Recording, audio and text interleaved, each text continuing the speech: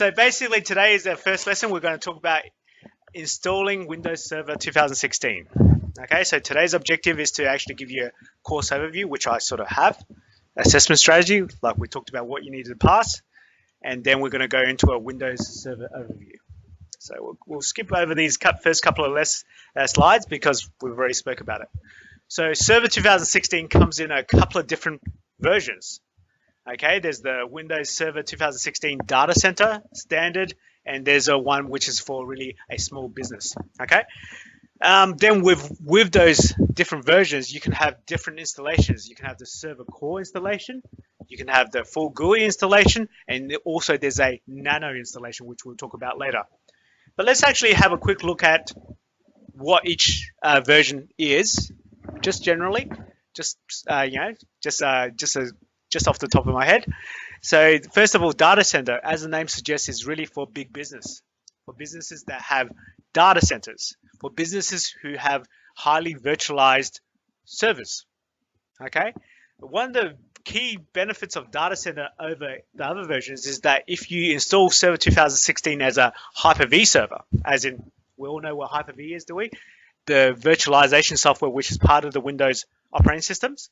If you install it as a Hyper-V server, you can have an unlimited number of virtual machines running on that data center physical machine that also has Server 2016. Whereas if you got a standard Server 2016 made it into a Hyper-V server, you can only run 2 virtual machines under that same license for free. Any more than that 2 for standard, you will have to pay additional licensing costs.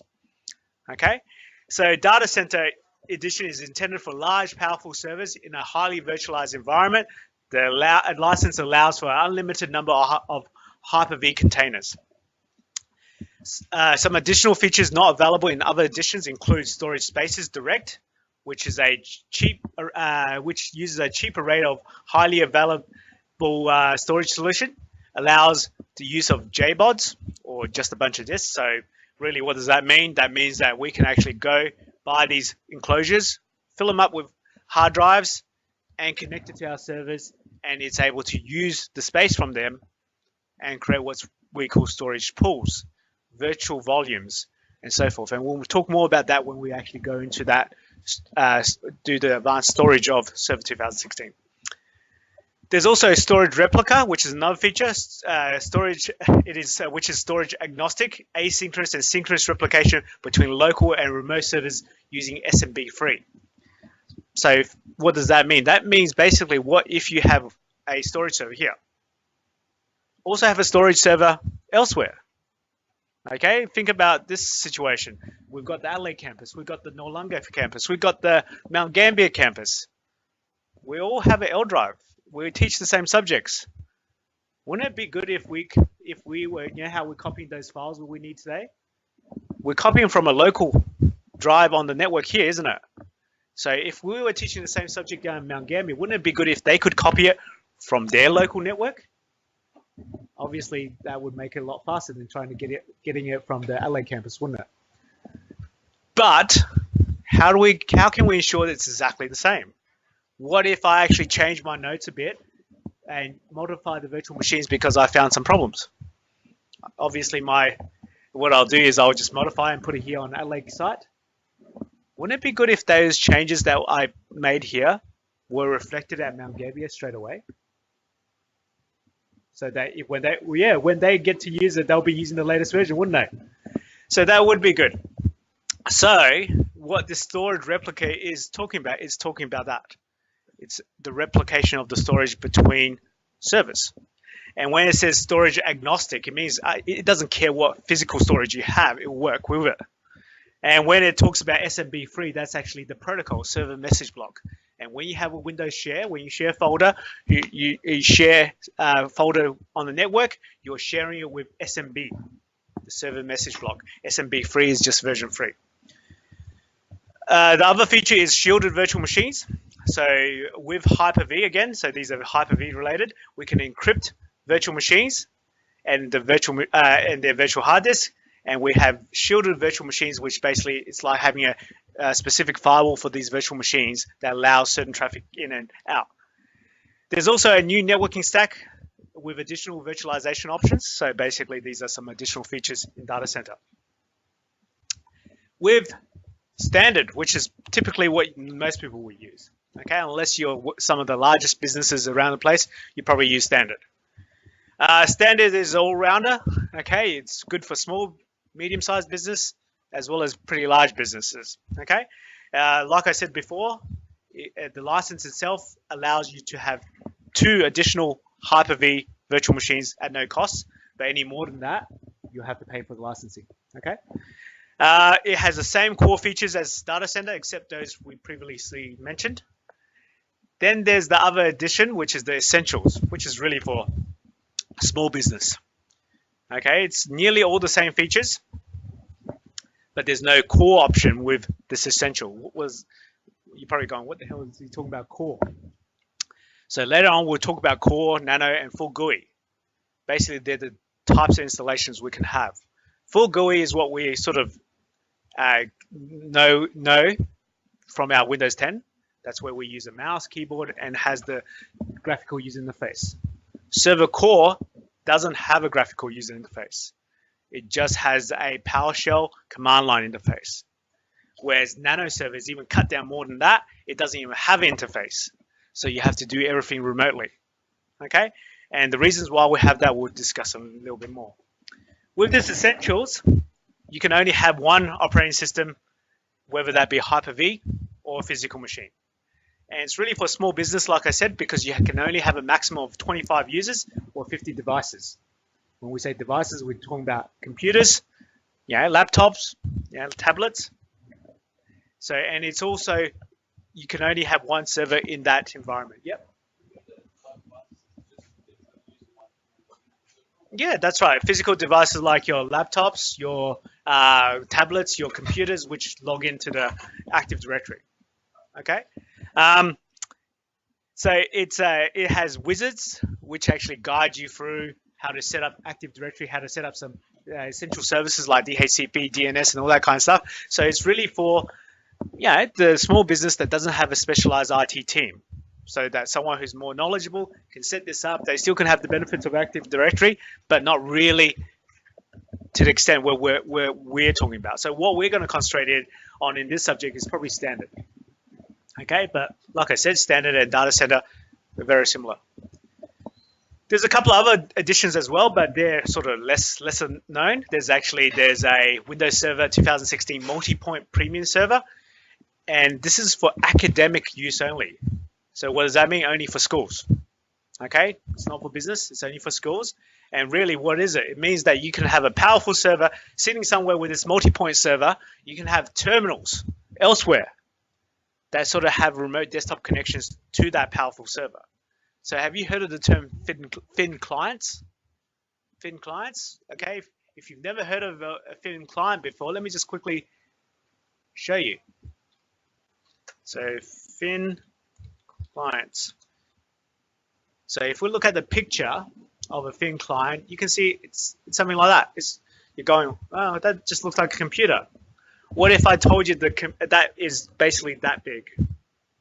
Okay, it doesn't have memory, it doesn't have hard drive, it doesn't have a powerful CPU, it just has a basic functionality that allows you to plug in a mouse, plug in a keyboard, plug in a network card, plug in speakers, plug in the monitor, but really it's connecting to a server which is doing all the processing.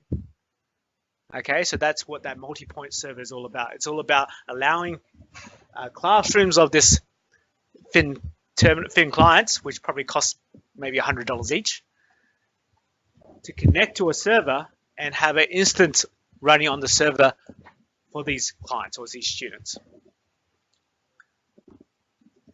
We also have a storage server, which actually effectively turns our Server 2016 into a SAN. If you've never heard of the term SAN before, that stands for Storage Area Network. Okay, we'll talk more about that when we get into the storage topic.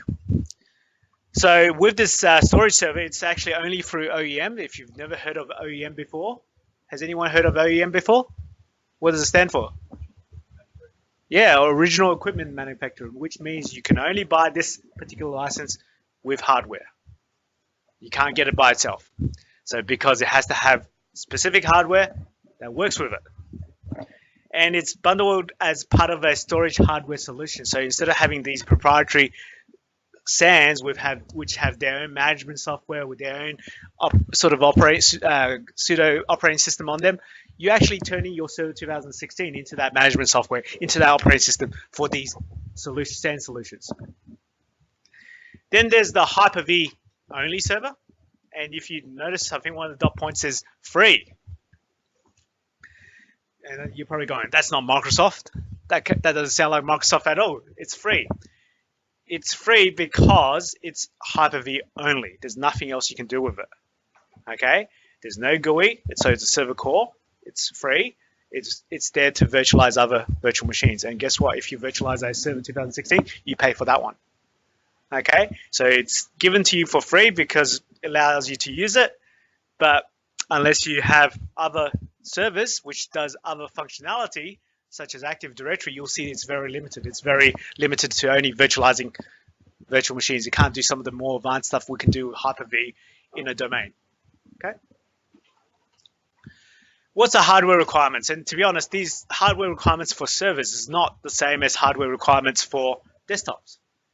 Because when we talk about hardware requirements, we're talking about how much we need to get the operating system on. That's not a true reflection of what hardware you need for this server to do the job and do the job properly. Because it depends on how many users are going to access this server, what functions this server is going to use, and so forth. Okay, so really what we're talking about here is really how much we need to get the operating system onto the hardware. And you can see it's not much. Okay, 1.4 gigahertz, 64-bit hardware, 512 mega RAM for the core, 2 gigs for the full desktop experience, and you need a minimum 32 gigs of minimum hard drive space. And you need network adapter. Obviously, it's a network operating system. You obviously need that, keyboard, mouse, and all that kind of stuff. But to be honest, like I said, that's not a reflection of what your server really needs. Depends on its function, depends on how many users, depends on how many things it's doing. How can we install this? Okay, so with this server, we could got a couple of options. So obviously, today we've downloaded an ISO image. So if you don't know what an ISO image is, it's basically a file of a CD or DVD-ROM.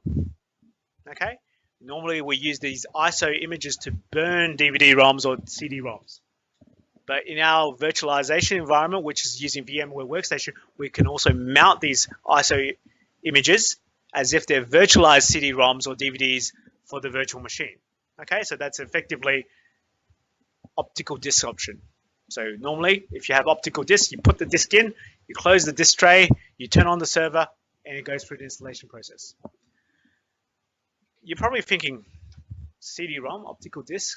Who's got a optical disk on their computer at home? 1, 2, 3, 4. So that's only 4 of you. So most people these days are saying to me that they don't even have an optical disk on their hardware anymore. And that's true.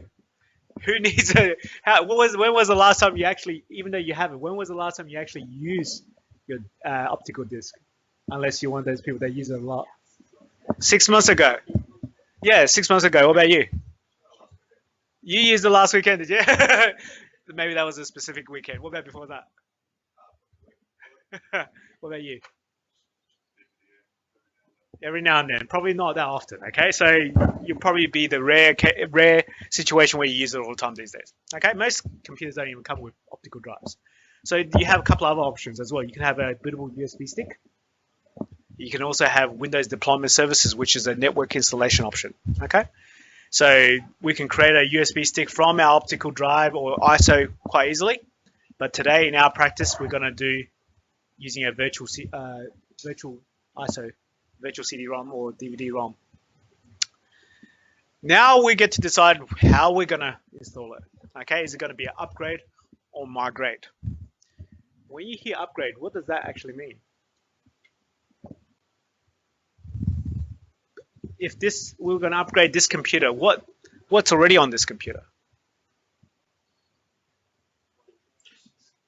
Not the hardware. Uh, yeah, so there's existing operating system, isn't it? So obviously, if it's an upgrade, there's already an operating system that we're upgrading from whatever it is to something else. So what does that mean as far as the data that's on that computer? Do we keep it or get rid of it? Keep it. So the reason we would upgrade it is because there's data or there's configurations or there's something on that computer that we want to keep. So let's say that we've got a server that's already got Active Directory on there, it's got all these settings on there, and it's 2012. We've got 2016 now. We want to just change the operating system. We don't want to change those settings. An easy way might be just to do an upgrade. Bring it up to that new level of operating system, but keeping all the settings and files and stuff like that. Okay, so that's what an upgrade is. A migrate is where you have a hardware with nothing on it.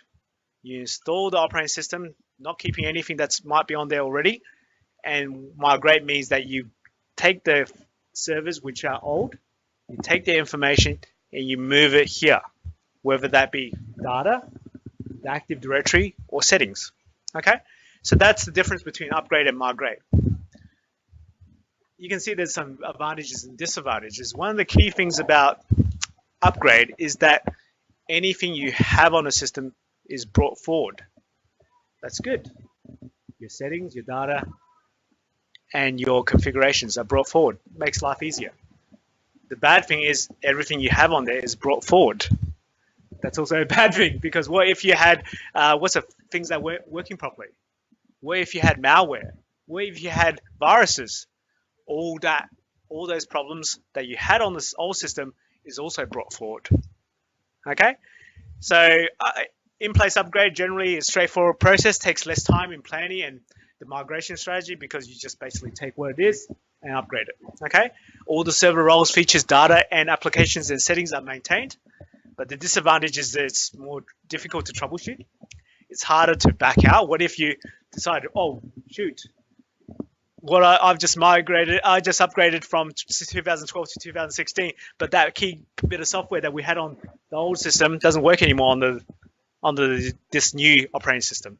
It's hard to back out. Okay, so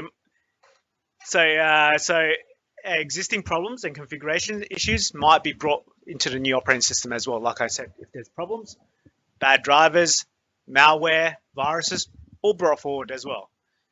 With migration, like I said, it's a fresh start, isn't it? Clean slate on a new server. So if we're talking about an existing network with an old server, we basically get a new server, we install a server 2016, we add it to the domain, and we make it into a domain controller, for example. This old server, which is also a domain controller, will recognize this new server, and all the domain information which is stored in the Active Directory database will be replicated to this new server. That's what a migration is, okay? But you can see that, hey, this requires a little bit more work. I had to install it from scratch, do the configuration from scratch, the settings from scratch, and then migrate the data across. So that's a little bit more work, isn't it? But the good thing is, guess what? If I totally stuffed up and made a mistake here on this new server, the old server doesn't get affected, does it? So there's the backout option is to get rid of that and try it again. Okay. The other thing is if there's problems here, let's say there was a malware on here, or viruses, or misconfigured drivers, it's not going to be brought forward here, is it? Just the data is. I'm creating new settings, new drivers, new everything here. So the advantages of migration is easier to troubleshoot, and it's easier to back out of. Existing configuration or application issues are not carried forward. You can easily move to an updated version of the application. The disadvantage is you require all the application to be reinstalled, reconfigured, and requires a bit of planning, and requires a bit of more work, and requires the purchase of new hardware. You can't just keep the same hardware. Afterwards, you can get rid of this, decommission this, and put something new on there. Okay, but initially you need that new piece of hardware. But if you ask me, I'd rather have more work than problems. So my personal opinion, I'd rather do a migration rather than an upgrade if I had a choice. But we talk about upgrade paths. Remember someone said, you have Windows 10, we're going to upgrade from Windows 10 to server. You can't. Okay, the migration path is very strict in the sense that if you can only migrate from server 2012 to 2016. Okay, server. Not Windows XP, not Windows 10, not Windows 8, wherever, server to server, 2012 to 2016. What if you're probably going to say, what if I had Windows 2008, server 2008? Well, if you really want to upgrade, you have to upgrade to 2012, then 2016. Okay, which again makes it even more troublesome. Maybe in that situation, I'll just migrate. Okay, and also there are some other limitations as well. There's versions. There's no direct upgrade from any previous versions prior to 2012. Editions, you can upgrade between equivalent editions. So you can go from standard to data center, but you can't go from data center down to standard. Okay. Installation options, you can actually go from a server core to full GUI. No, that's not supported. And you can't go from full GUI to server core. Okay, we'll talk more about what they are later on. Other limitations is platforms. Okay, so in this old server 2008, there was a 32-bit option and a 64-bit option. Server 2008. You can't go from a 32 to 64. So if you happen to have a 2008 32-bit version, you're pretty much limited. You're stuck there. Okay, so you can only go 64 to 64 to 64. Okay, languages, you can't go from Chinese to English or vice versa. You can only go Chinese to Chinese, English to English, whatever. And you cannot go from workstation to server. Okay, so upgrades are limited as well. Before you actually try to do an upgrade, you have to check a couple of things. Okay, hardware compatibility. Just because the hardware was compatible with the previous version does not mean it's compatible with the new version. What does that mean? In the old version, you might have just had the hardware and it detected it and installed the drivers for it and it all worked perfectly straight away. Well, that hardware now is old. Is it still going to do that in the new version? Okay, it may not. So if it's not compatible, you have to have the drivers ready to go when it needs to. Okay, one of the key things is the network drivers, network card drivers, because once you get the network drivers, you probably can download every other driver. Okay, but if you don't even have that, then it's going to be hard to get anything else. Remove any NIC teaming. So we haven't spoken about NIC teaming, and we will in the future. But NIC teaming is where multiple network cards are working together as a team. So you can increase the bandwidth, increase the load balancing between the network cards. Check your disk space. Confirm the software is signed. So if you've never heard of the term signed software, it's basically Microsoft has given them the seal of approval to say this will work, guaranteed to work. Whereas if you don't have a signed driver, for example, it may still work. It's just that Microsoft is not saying it will work. Okay. Install all the Windows updates. So you don't want to be like, out of date on this old server before you upgrade. You want to be as up to date as possible before you do the upgrade. Ensure your computer is functional. So everything should be working fine before you do an upgrade. There's no point upgrading if there's big problems already. Perform a full backup. What you don't want to do is, because like we said, it's very hard to back out because you're dealing with the original data, original server, right? So what you don't want to do is lose all that. So do a full backup. Purchase the server 2006 licenses and do the installation. When you perform an upgrade, this is what you see. And basically you got two options. You get to keep the files or nothing. So when you say keep the files, that's an upgrade. When you say keep nothing, that means it's a brand fresh installation. Okay. Migrating roles. So like I said, migration is preferred. Migration copies the vital information from an existing server to a new server. So like I said, with the Active Directory as an example, we have an old server with Active Directory on there. We install a new server, add it to the domain, promote it as a domain controller. Then it will be detected by the old server, and the Active Directory database will be replicated across the new server. Okay? So the existing server is left intact, so the old one is still there. So if this one just simply fails or totally bad, you still got the old one. Any artifacts, as in problems, malware, files, bad stuff, is still left on that old server. The new one doesn't have it. Okay.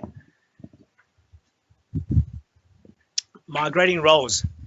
There's a Windows Server migration tool and migration guide, so you can migrate between servers under the following conditions. You can migrate between versions. You notice that, hey, we're not limited to the upgrade paths anymore, are we? Like, you know, the upgrade path we said was very specific. Look, we can migrate between server 2003 and 2016. That's pretty old, isn't it? Okay, we can actually migrate between 64-bit and 32-bit because we're not upgrading. We're just moving the data. The data doesn't care what kind of platform you've got. The data is still the data. Okay, we can migrate between the different editions because again, we're not installing over each other. We actually are just moving the data. We can migrate between physical and virtual machines. Okay, so we can actually install a virtualized server and migrate the data from a physical server to the virtual server. Okay, so just instead of having a physical domain controller, we have a virtualized domain controller. We can also migrate between different versions like the GUI and server core, but you can't migrate between different languages or from the server 2008 core because it's missing the .NET framework package. So let's talk about the activation. So you probably realize Microsoft, they're rich. They're rich for a reason. They're rich because everyone needs to buy a license, and they'll chase you to make sure you're paying your license fees and all that kind of stuff. You probably know all about them. So as you know, when you have a Microsoft operating system, besides having the serial, you got to activate it. Okay, you got a limited time before you'll have issues if you don't activate it. Let's say you got a server and you don't activate it. After, I think about 10 days, it starts shutting down on you. Okay, then you have to turn it on. That's not a problem for us because we're just practicing. But let's say that's actually a production server and it shuts down. It's going to affect a lot of users, isn't it? So if you don't activate it, that's what could happen. So for activation, normally you guys have all activated at home. You can activate directly to the internet, to Microsoft. That's fine because you've only got one machine.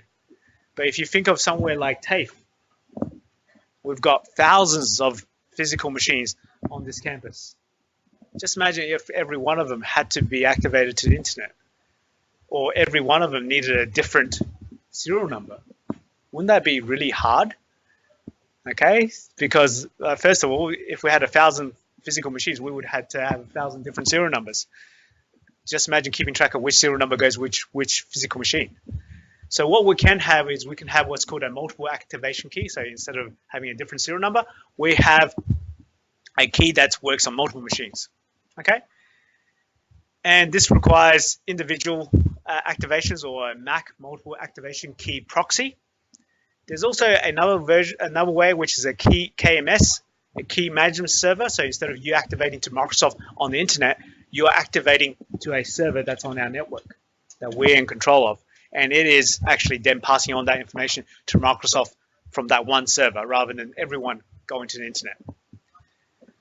It's a client-server arrangement where each server activates to a KMS server on your network. It's recommended by Microsoft that only Vista or 2008 and later operating systems, as well as Office 2010 or later, and it's good for situations where you have 25 or more hosts or computers. For smaller networks, probably not required. For something bigger, such as TAFE, probably much better. There's also a new one, which is an Active Directory-based activation, which is similar to KMS, except that it uses the Active Directory domain services instead of KMS. Clients are activated automatically when they join the domain, but they must have at least 2012 as far as functional level. Okay, we'll talk about what functional levels are later on. And then finally, there's a automatic virtual machine activation. What does that mean? It means that if we have Hyper-V, all virtual machines that's in Hyper-V are activated automatically. Okay? It simplifies the process of activating the virtual machines on a properly activated Hyper-V server. So as long as the Hyper-V server is properly activated. The VMs are activated automatically and remain activated even if they are migrated or moved from one Hyper-V to another. The AVMA can activate client virtual machines when there is no internet connection or when the server is on a remote location. Administrators can monitor the activation status of the virtual machines from the host server. And to use the AVMA, you must be running the data center edition of Server 2016. So obviously, when we said data center, remember we said unlimited licenses. So that's why we can automatically activate them. Let's have a look at features and roles. Okay, so that's why we've been talking about the Server 2016 operating system. So if you think about it, our operating system manages the memory, manages the hardware, manages the I/O. Really, Windows 10 and Server 2016 have the same operating system. Okay, Windows Server 2016 is basically Windows 10 Server. Okay, so what makes it a server rather than a operating system, just a client operating system then? Yeah, provide services, but so can your Windows 10. We can share folders on Windows 10. We can definitely do that on Windows 10. We can even host databases on Windows 10. Okay, so basically it's these features and roles we add to the operating system that makes it into service and provides a functionality to the local user or the network user. So Server 2016 can run many roles as, sorry, I've missed a couple of points. A role is a combination of lots of little features. For example, the domain service role, which is Active Directory, contains the Active Directory as well as many other features. Whereas a feature is an individual component, okay, that you add. Windows servers can have many roles as the hardware resource can support. So when you add these roles on, it's adding a job. Give me a job. Okay, as you know, the more jobs you have, the more tired you're going to be. So therefore, if your hardware is very low level, you can only sort of do so many jobs at the same time, couldn't you? Whereas if you've got more hardware, more RAM, more IOs per second, you can do more jobs.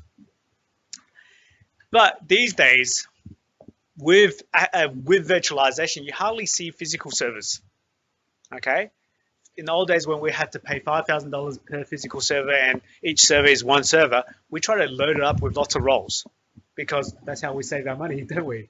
If we had to have a different server per role, we would end up with $10, $20, $5,000 per servers. But these days with virtualization, we know we can actually have a Hyper-V server and create virtual machines as virtualized servers. So instead of having a virtual machine which does 10 roles, we can have a virtual machine that does one specific role, create another virtual machine that does another specific role, and so on. So in this virtualized world, it's more likely that we have specific servers doing specialized roles. And that way they don't interact with each other on that same operating system. Just imagine you had a web server role and a Windows Update server role on the same computer. They both need to access the port 80 or the web server part. Could they actually interact or conflict with each other? There's a chance. So therefore, when you have specialized roles on different virtual machines, those services which are running on that particular virtual machine don't conflict with each other. They're on separate virtual machines. You guys follow me? Yeah, good. So we add roles and features with Server Manager in the graphical user console, interface console. We can also use the PowerShell to add these roles and features. So if you haven't heard me say it yet, you probably hear me say it non-stop throughout the course. Anything you can do with a GUI, you can do with PowerShell. Okay, later on, last two topics of this subject is where we do pretty much what we're doing with the GUI, but we do using the PowerShell. Okay, so if you look at this one, and we'll talk more about PowerShell in the future, the command is get Windows features. PowerShell usually has a verb noun phrasing. Verb is doing something. The noun is to something. Doing something to something. In this case, get, it means get information. About what? About Windows features. So what it displays is all the Windows features. You can see some of them have the X, some have blank boxes. When there's X means that's installed. When it's blank boxes means they're not installed. So you can see in this instance, it's a file server. It's a storage service. It's installed, but the other things are not. Install and configure server core. So we'll talk about the different versions now. So server core, like we mentioned, does not have a graphical user interface. So if you think about it, a server is not going to be sitting on your desk, is it? Okay, you're not going to be sitting in front of it using your mouse to do things every second, every day with it, are you? What hopefully is doing is, if you've configured it correctly, you've built it correctly, is it's going to sit in the server room that's really noisy, really cold, and it's probably not very good for humans to sit in, and it's going to be doing its job and doing its job happily. So no one's going to sit in front of it. So by having, so if you look at my screen, by having these animation, you see that? I clicked on that, you see it expand, contract. When I click on the start, you see how it pops up. When I hover above things, you see how they get highlighted and so forth. All that looks really pretty, doesn't it? Guess what? It's using up your resources. Okay? All those little things that make it look beautiful and pretty and stuff like that and user-friendly is actually consuming your CPU and RAM to actually do that for you. Like I said, if this is a file server that's sharing these files and no one's going to be sitting in front of it, they're just going to be accessing the files from the network. Who cares if it's got a start button? Who cares if it's has those animation? Who cares if it looks good or not? Okay, so it's really a waste of resources by having the GUI. The other thing is, if you add the GUI, you add Internet Explorer, for example. You add Internet Explorer, that means it's another thing that people can attack, can't it? If you've been on top of your Windows updates, you'll notice that every month you get a whole heap of updates for your computer. And pretty much, I'm pretty sure that every month there's something for Internet Explorer that gets updated, because Internet Explorer is something you use to interact with the internet. So it's something that they could use to attack your computer. So when you reduce the amount of things you have on your server, you reduce the number of running services, you reduce the surface area of attack. You get me, guys? So it's like if you have less to defend, you have to spend less effort defending it. So GUI is a waste of resources. Server reduces the server core reduces the server footprint, has fewer updates because less things to attack, and therefore fewer updates result in fewer downtime. So don't forget, when your server is up and running and servicing all your clients and your thousands of clients, the worst thing you can do is go down or take the time out to go do a restart. So less downtime means more uptime and better service of your clients. Server core eliminates the GUI and leaves you only with a command line interface, and the GUI cannot be added. This is a little bit, this last bit is a bit of a mistake. So that was in 2012. You can add it back in, but in Server 2016 you cannot. You either start with a GUI or you don't. You can't put it back in later on. So during your installation, guys, you'll have a choice. You can see there's one that says standard evaluation, another one that says standard evaluation desktop experience. What that desktop experience means is that GUI, the desktop. When you choose the default one, it's just the server core. So how do you manage server core then? It still has a command line interface. It still has PowerShell. And you can also use your remote management capabilities to manage it. So if you don't know what an MMC snapping is, let me just show you. I'm just going to start this MMC. And you can see that this is just like a typical Microsoft management console, but it's all empty, isn't it? This is what an MMC is. You can customize your MMC by adding different snap-ins. Let's say I want to manage the firewall. Sorry, the Windows Defender. I can add that in. And now I can manage the firewall. But you notice that when I actually added it in, it told me if I wanted to manage a local computer or a network computer. Let's do hard drives. Disk management.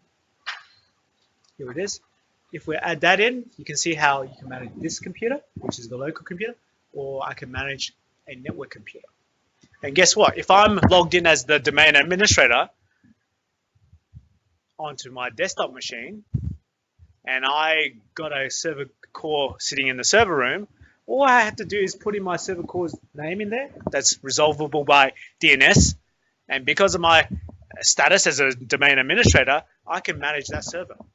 So why do I need the GUIs on the server when I can use the GUIs on my desktop computer at my terminal where I've got my comfy seat, my pictures of my cats, and my coffee, rather than sitting in the server room, right? So that's how we manage it.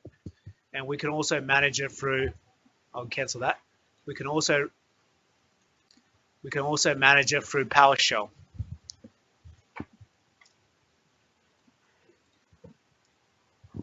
There's also PowerShell desired state configuration, so which actually allows us to automate some of this configuration. We're not going to still speak too much about it in this subject because obviously this is the intro subject. This probably requires that extra higher level of knowledge.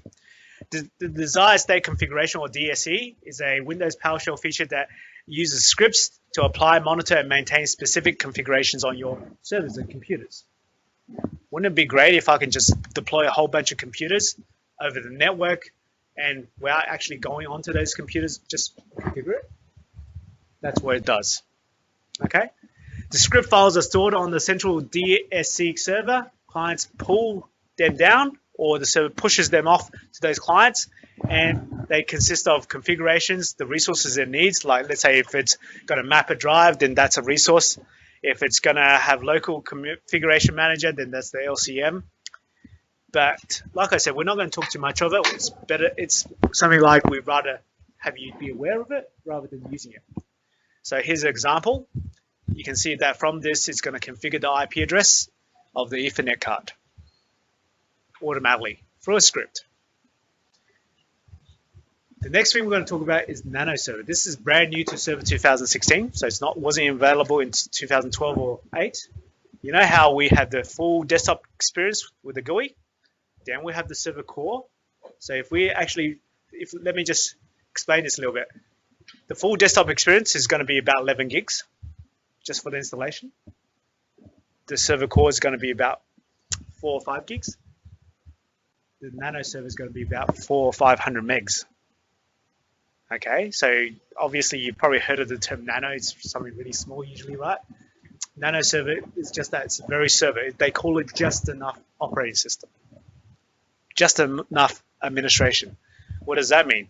It takes the concept of server core to the next level, meaning if server core got rid of the desktop because we don't need it, why do we need most of the operating system if we're not going to use it?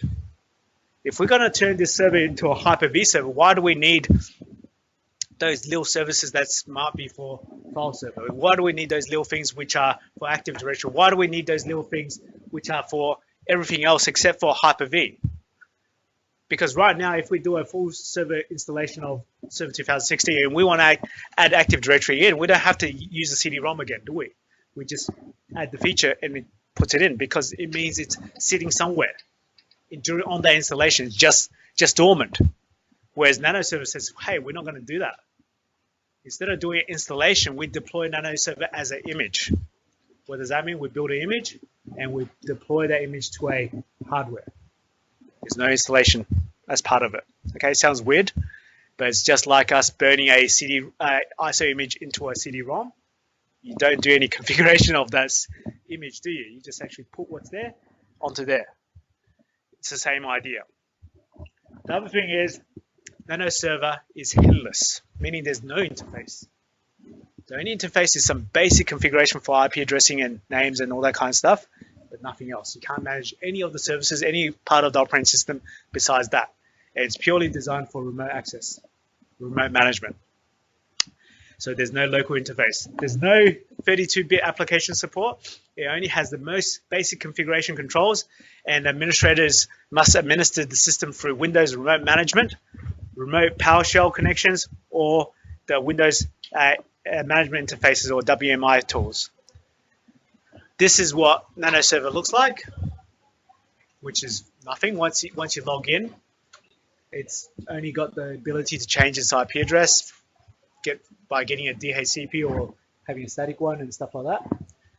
So it's why Nano Server? It's even smaller footprint, even smaller surface area attack, even less resources are wasted, even less to update.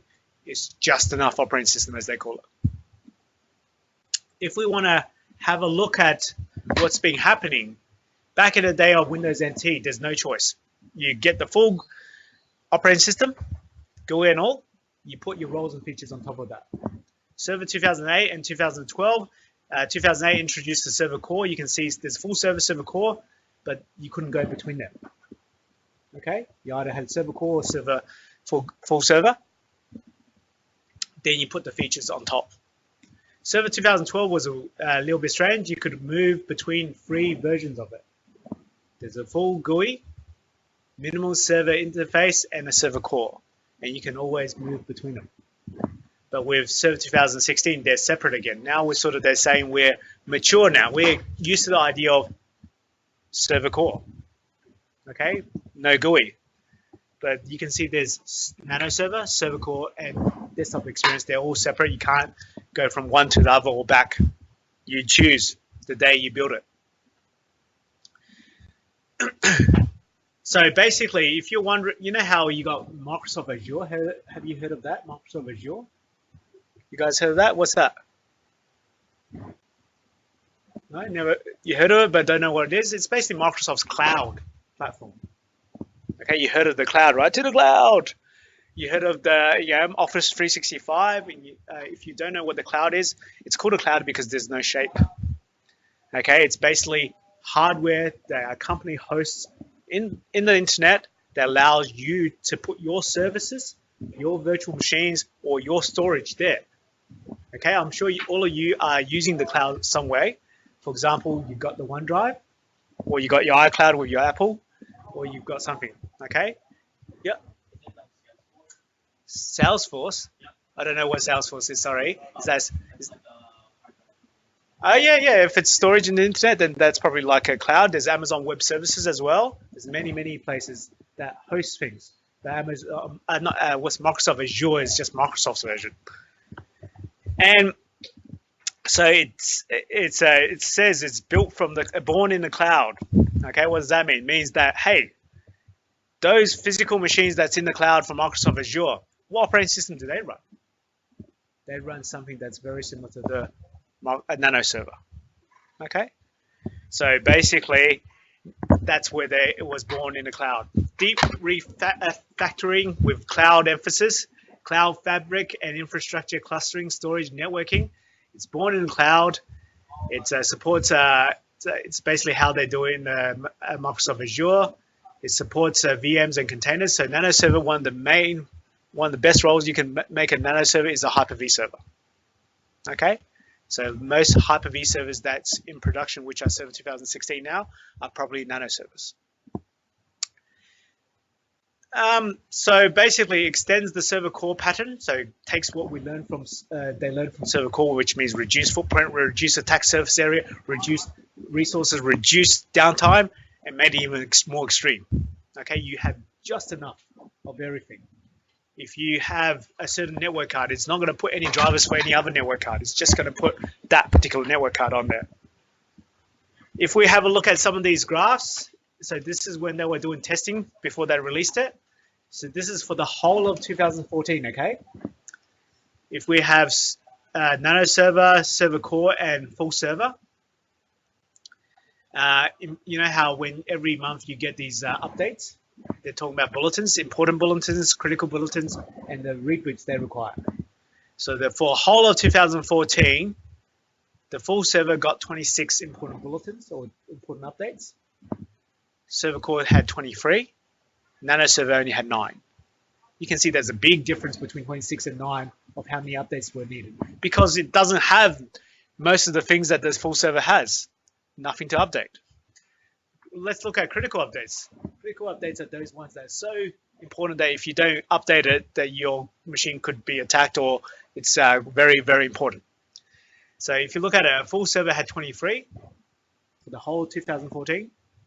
The server core had 8, which is a big reduction anyway, but the Nano server only had 2. So less to attack, less to update.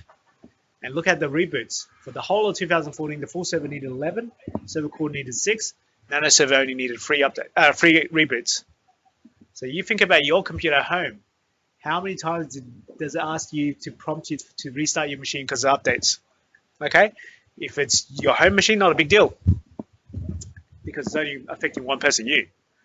But if it's a server where it's affecting hundreds of users, that 30 minutes or 15 minutes that's down for means all these thousands of people that might be relying on it can't access it.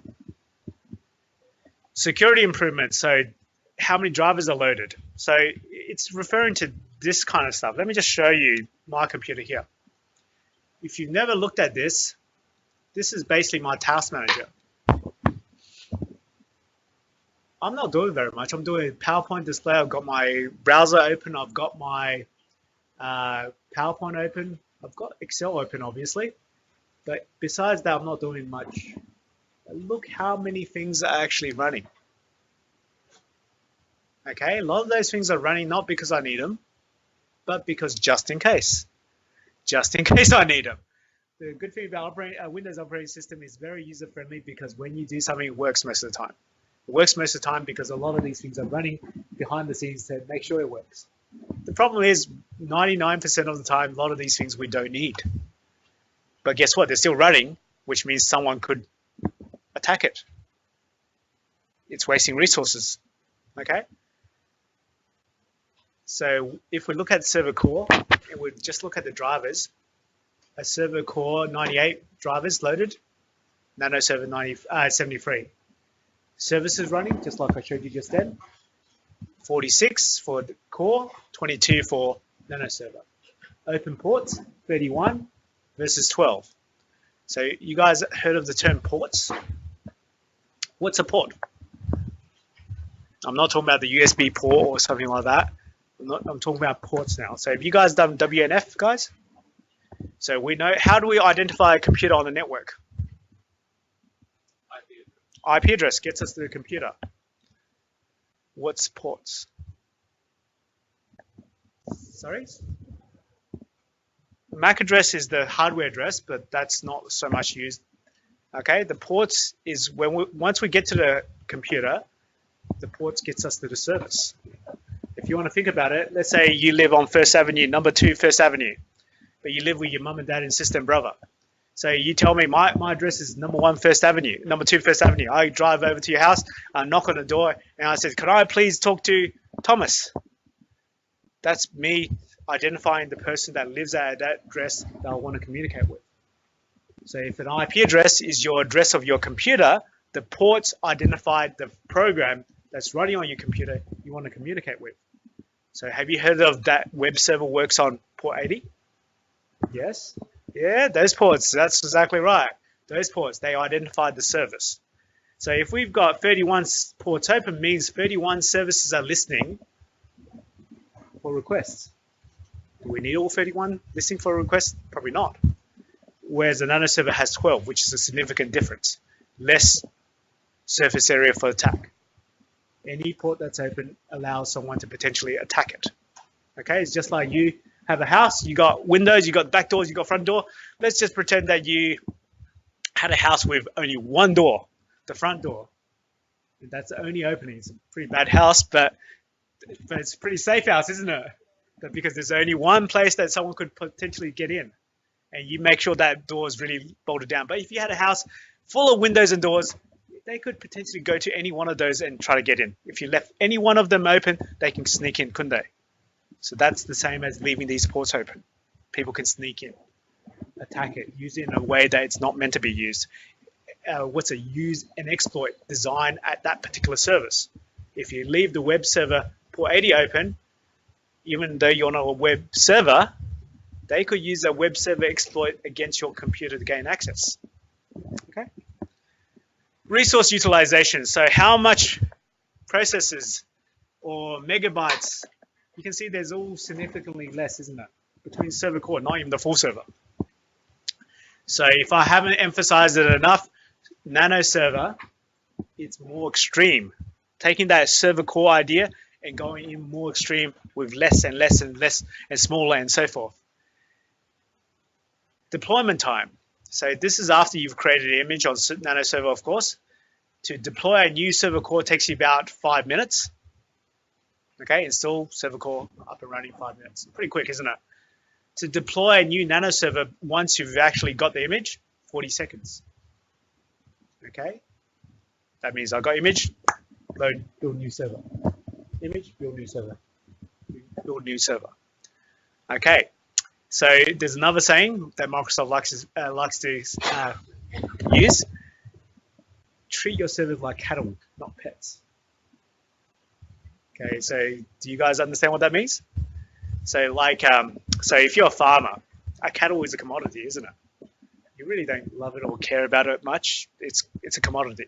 Whereas a pet is someone, yeah, you shoot it, put it out of misery. That's exactly right. If your cattle's got a broken leg, shoot it in the head, put it out of misery. But if your dog, your pet dog, has a broken leg, you probably spend that extra money taking it to the vet and looking after it. So treat your virtual machines like cattle, not pets. What does that mean?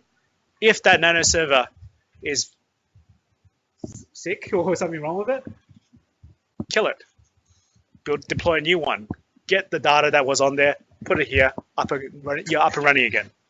Okay? Why troubleshoot something that's not worth the effort? Okay? With this world of virtualization, this world of like a highly virtualized world, we can just quickly spin up a new virtual machine with the exact same base configuration, put the other stuff on there, you're up and running again. The data is the important part, okay?